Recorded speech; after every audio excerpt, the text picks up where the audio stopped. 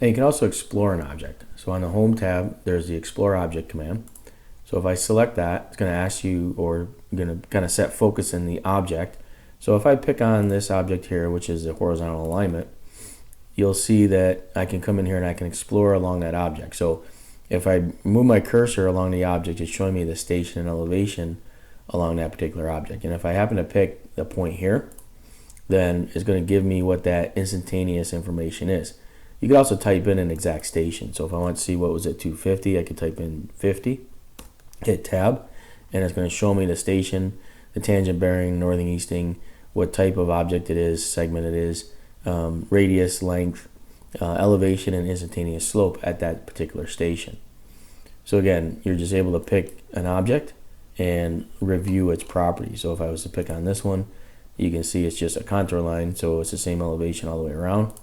And when I select on that, so there are certain objects you can pick. So if I pick the text, it's not really giving me any information. Better off looking at that in the properties window.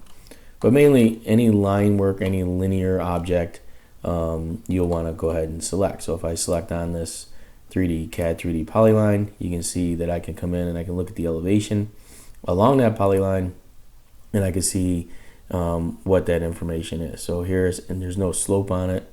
If I click over here, you can see that it's just showing me the offset where I pick. Actually, if I pick over here, it's giving you the offset along that line. So if I was to pick that point right there, it's going to give me the distance from that line to that particular point, what the offset is, and the elevation, basically along the object, not where I picked. All right, so the elevation you're seeing here is along the object.